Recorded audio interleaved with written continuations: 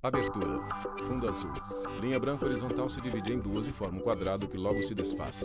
Círculo se divide horizontalmente em outros coloridos e se desfazem. No centro, repórter Justiça. Sequência de imagens. Dança de rua por todo o mundo. Som, poesia, rimas, dança, arte, esporte, cultura. Bem-vindo ao mundo do hip hop. Pessoas dançam em bailes de hip hop. Em um país com tanta desigualdade e preconceito como o Brasil, o hip hop ensina, educa, humaniza e dá voz às minorias. A gente ainda não conseguiu se libertar Fred Negro, de alguns presidente da Nação fantasmas Hip Hop trazidos e demarcados pela própria escravidão, que nosso Brasil ainda não conseguiu avançar. Então, falar desses temas, desde a violência policial ao racismo estrutural e a todas essas coisas que vão, de alguma forma, demarcando as nossas comunidades e violentando o nosso povo, é importante para a gente pensar qual que é o nosso lugar de país e de nação. O hip hop surgiu nos Estados Unidos na década de 1970, em um contexto de violência urbana e criminalidade. As ruas foram tomadas por norte-americanos, jamaicanos e porto-riquenhos que migraram para a periferia de Nova York. O hip hop nasceu da mistura de cultura e de movimentos e não demorou para chegar ao Brasil. Foto em preto e branco. DJ Top. Fernando da Silva Pereira, ou melhor, Fernandinho Beatbox, um dos maiores nomes do hip hop brasileiro. Fernandinho faz sons das batidas com a boca. A história dele é marcada por luta e superação. Eu viajei 43 países, cara. Fernandinho Beatboxer. 43 países. Isso para um cara que morou na rua. Eu dormia na Praça do Campo Limpo. Eu dormia na Praça São Judas. Entendeu? E quando você pega a minha história, você vai falar assim, esse indivíduo aí não vai, para a estatística, ele só vai ser mais um número. O hip hop transformou a vida de Fernandinho, que se tornou a inspiração para milhares de jovens da periferia que querem mudar a própria história. A relação dele com a música começou na década de 1980, depois de assistir a um filme de hip hop. Fernandinho descobriu que era possível misturar melodias e batidas com a boca.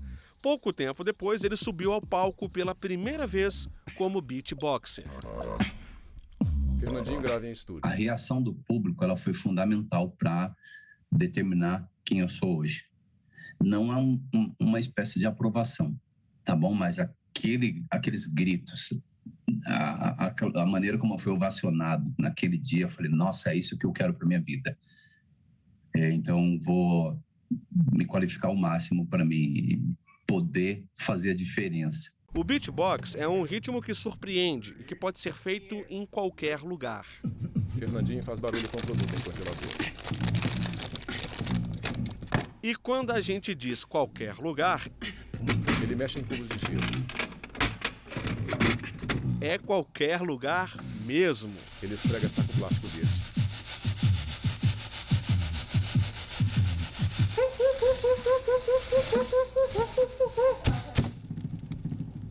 Fernandinho fecha o congelador. Apesar do hip hop ter firmado raízes no Brasil desde a década de 1980, o movimento sempre foi marginalizado. Eu bati em várias empresas, Eric várias J, fecharam a porta DJ. na minha cara. Eles não acreditam na gente, então é difícil. Então eu espero que mude o cenário. O pedido é de um dos maiores DJs do país, aliás, do mundo. Eric J foi por 3 vezes campeão mundial de DJ. Eric opera a mesa de som com duplo tocador de discos. Ele usa camiseta com a estampa do super-herói Pantera Negra. What you gonna do? Eric J conheceu o hip hop na infância, nos bailes da época. Virou DJ e trabalha na pista há mais de 20 anos. Ele acredita que o movimento é sinônimo de entretenimento, cultura e informação, além de cumprir uma importante função social. A escola que eu venho sempre passou isso. Entendeu? Para estudar, para ficar longe das drogas, enfim. Coisas que vão acrescentar na sua vida pessoal. Esse é o papel do hip hop. Ao mesmo tempo, Eric gira o disco de vinil na mesa e controla a velocidade da música com a. Assim como o DJ, o breaking, conhecido como a dança de rua, é também um dos elementos importantes da cultura hip hop. A dançarina brasileira Miwa Kozuma coleciona vários títulos nacionais e internacionais. Só que antes disso, precisou tomar uma decisão difícil: se dedicar à carreira na música ou na dança. Na época eu escolhi por ficar com breaking, que no Miwa fim Kozuma, acabou dançarina dando do breaking. certo, né? Porque logo depois Em seguida, eu ganhei o Campeonato Brasileiro e fui participei dessa dupla que foi a primeira a participar do Campeonato Mundial. E daí, então, comecei a viajar o mundo inteiro, né? Tinha conhecido alguns países só, aqui na América do Sul, e comecei a viajar o mundo com breaking, tive 1000 oportunidades e tô aí até hoje. Então, eu acho que eu fiz uma boa escolha. Um dos pioneiros da dança de rua é Nelson Triunfo, um dos precursores do movimento no país. O hip hop o permitiu conhecer o Brasil de norte a sul e outras nações. Para ele, o breaking é sinônimo de resistência, de luta, mas também de educação e reinserção social. Nelson movimenta a cabeça para trás. Eu sempre fui um cara Nelson Triunfo, dançarino de breaking. Artista ativista. Nunca eu consegui dividir muito bem isso. Se eu era mais artista ou se eu era mais ativista. Então eu acho que dependia mais assim do momento, entendeu como que era? No Praça da Cidade acontece o duelo de dança. Com movimentos em pé e no chão, os duelistas dançam um de frente para o outro enquanto dedicam.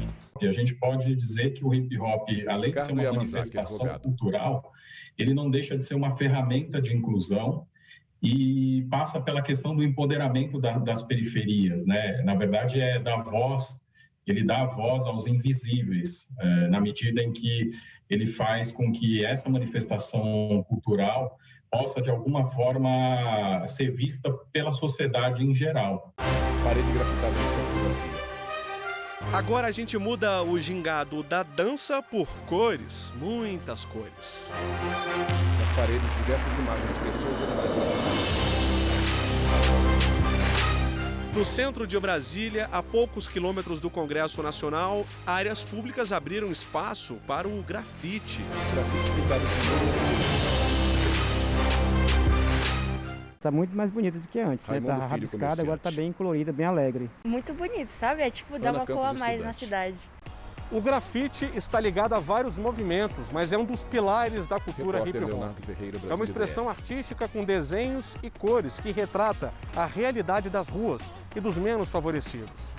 Muitas pinturas trazem uma reflexão, a uma crítica social.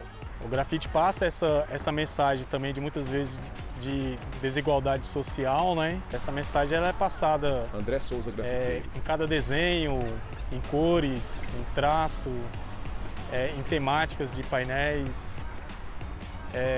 Sempre o grafite tem essa crítica também, entendeu? Lá atrás, caminhando com a ajuda de uma bengala, Kelly já está pronta para mais um dia de trabalho. Kelly caminha até a parede. Tem como equipamentos sprays e máscaras de proteção. Ela tem 28 anos. Há 10 faz parte do movimento hip hop. O grafite é mais recente, mas a habilidade é de veterana. Eu procuro representar nos meus trabalhos sempre mulheres negras, ou homens pretos, mulheres pretas, crianças de periferia, porque eu acho importante essa representatividade. Ela só precisa de algumas latas de spray e um muro para mostrar como as cores se combinam, valorizando cada traço com a característica de um olhar marcante. Quer saber de onde vem a inspiração? A música, o hip hop em si, ele me inspira muito. O trap, o funk, são músicas que eu ouço não só quando eu estou pintando, mas na minha vida, assim. Muitas delas falam da nossa realidade, do nosso contexto. E, assim, eu acho importante e eu ouço muito. Kelly termina de grafitar o rosto de uma mulher negra na parede da passagem subterrânea. Mulher de lábios carnudos maquiada com batom. Trazer a nossa arte, nossa cultura, nossa representatividade para o centro faz a gente valorizar também aquilo que a gente tem lá dentro de casa, né?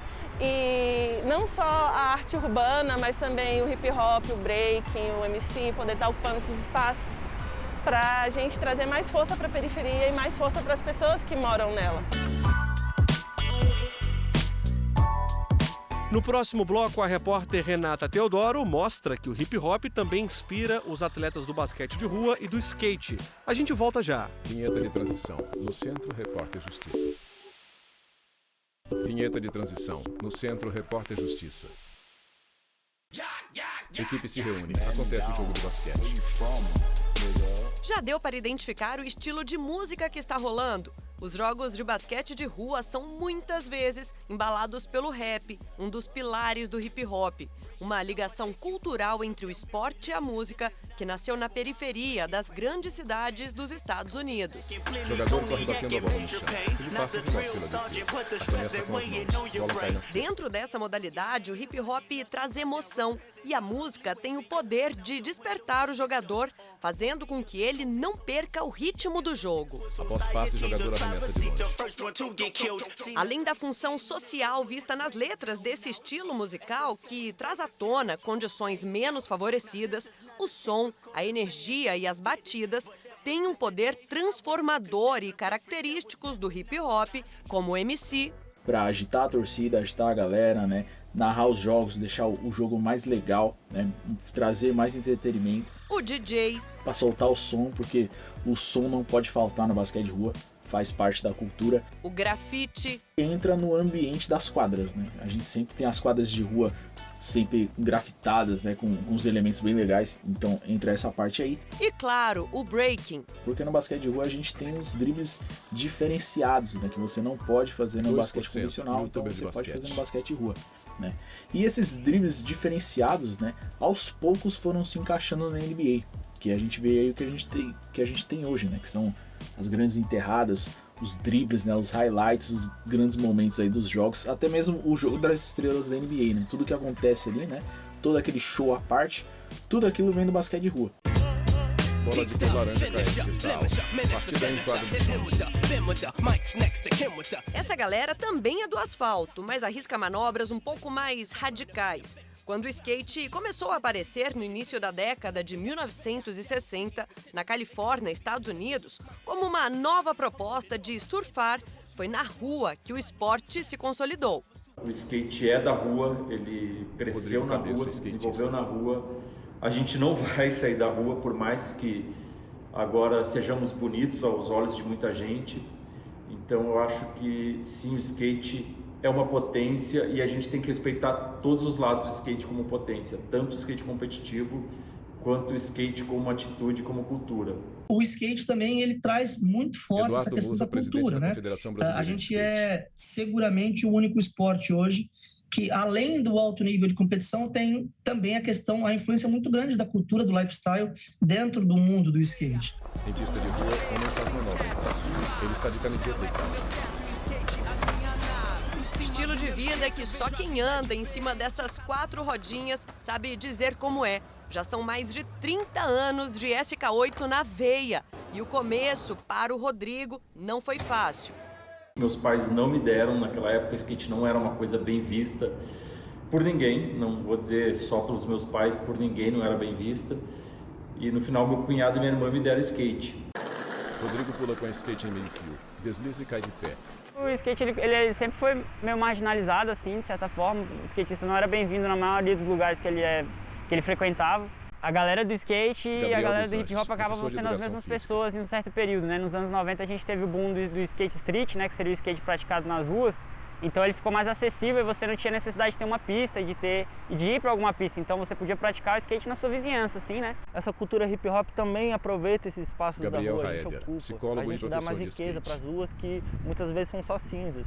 O grafite, colore tudo por aí, traz um teor artístico. E o skate tem, além de ser um esporte que tem as competições e tudo mais, tem um aspecto artístico muito forte. Tanto que entrou para a história como um esporte olímpico.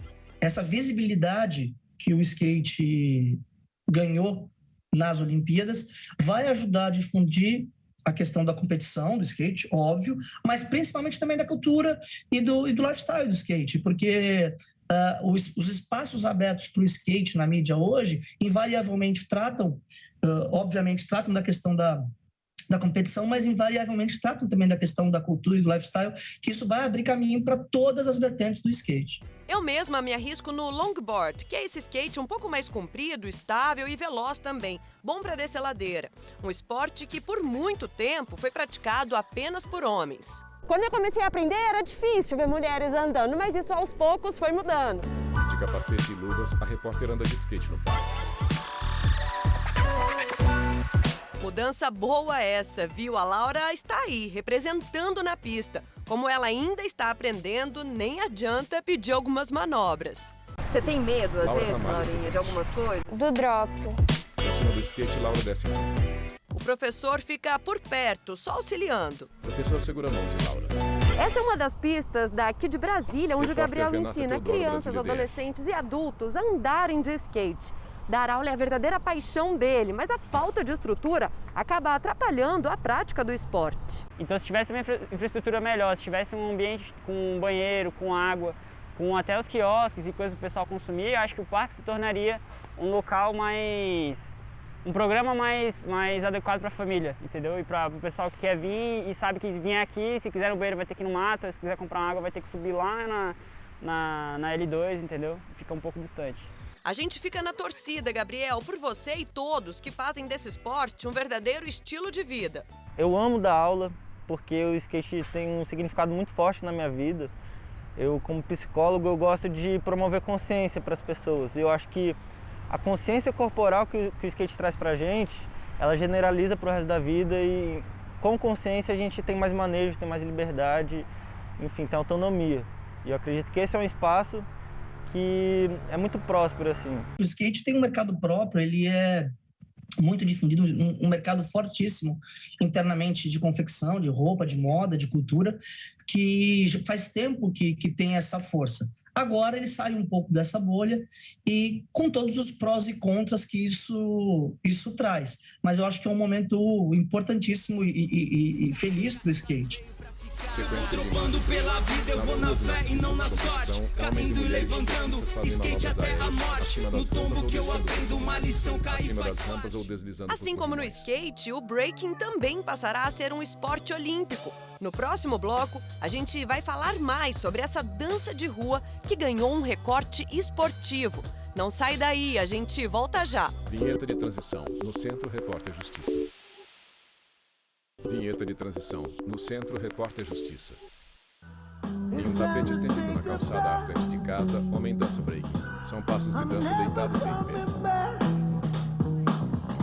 Uma dança de rua, da relação com a música, de movimentos soltos e precisos ao mesmo tempo, às vezes até improvisados. O breaking, por ser uma forma de arte, de dança, que se trata muito de quem nós somos, muito mais do que os movimentos que podemos fazer, na dança tem muito isso, né? A gente acaba refletindo também a nossa dança, como a gente improvisa. Então, quando eu estou dançando, eu posso estar dançando aqui e, em vez de eu reproduzir um movimento que estava na minha mente, eu vejo um avião passando, então eu aponto para o avião e depois continuo a minha dança. E todo esse improviso está totalmente junto com a reprodução dos movimentos que já vem com a dança, né? Na beleza desses movimentos que nasceram no subúrbio das grandes metrópoles, numa época em que James Brown revolucionou gerações, o breaking ainda tem um longo caminho pela frente. Por ter essa visão marginalizada da cultura Macedo, em geral, do hip hop, né? E do break, acaba que os espaços culturais às vezes têm um preconceito de abrir o espaço para a gente. É mais difícil da gente levar o nosso break para academias e para lugares e sermos vistos como profissionais da área, assim. Porque realmente existe esse preconceito e para a gente é muito difícil conseguir esses espaços. Por isso, a Maia e o Aleph se viram como podem. Tem todo um processo. Varre, limpa, estende o piso, passa pano, alonga, estica e som na caixa. Com passos e pulos ritmados para a direita e esquerda, Mirley dança break. Além de passos em pé, Mirley também faz coreografias deitadas com as mãos e pés no chão. Por vezes, Mirley pula do chão para o alto em um movimento que é parte da coreografia. Com as costas no chão, ele faz passos de danças em giros com as pernas para o ar. Há mais de 3 anos, o casal treina Repórter Renata ali Teodoro, mesmo, Brasília, na calçada, em frente à casa deles. E tudo é feito no improviso. Todos os dias eles estão aqui dançando por amor ao breaking e para estarem preparados para todas as competições que surgirem pelo caminho. As Olimpíadas de 2024 é uma delas. É a primeira vez que o breaking será visto pelo mundo como um esporte olímpico. Eu vejo assim como mais uma possibilidade de você se profissionalizar, de você seguir com a dança, porque realmente a dança para mim ela não é um esporte, ela é uma questão mesmo cultural e artística, mas você pode levar para esse viés, você tem esse caminho que também pode ser seguido, né? O receio meu e da cultura era que alguém fosse estabelecer uma lei agora, olha, a partir de agora é esporte. Não, a partir de agora nós vamos ter o recorte esportivo. Ou seja, apenas uma parte de tudo que essa dança de rua significa. A partir de agora nós não vamos deixar de ser cultura Lucimar dos Santos, vice-diretora de breaking do Conselho Nacional de Dança Esportiva. Nós somos esporte também. E tem uma diferença entre o esporte e o esporte olímpico. E aí já é outra, né, uma outra situação. Então, qual é a diferença? Na cultura nós tínhamos a união. Agora nós temos regras, né? Nós temos uma regulamentação, a padronização, né, do que é e não é. Na cultura é isso, mas se precisar a gente consegue adaptar. O esporte é uma linha reta, né? Existe o sim ou não. Competição de breaking. Diversos competidores fazem coreografias em pé e no chão. Fica essa linha tênue de saber presidente da Confederação Brasileira de Breaking. E eu acho que essa é a parte mais gostosa, porque quanto mais possibilidades tem da gente tentar explicar, mais portas a gente pode abrir para também abrir um diálogo com a população, com o público, com os jornalistas, com as pessoas que não entendem o que a gente faz. A gente ainda não entende, mas com uma forcinha extra já dá para conhecer alguns passos.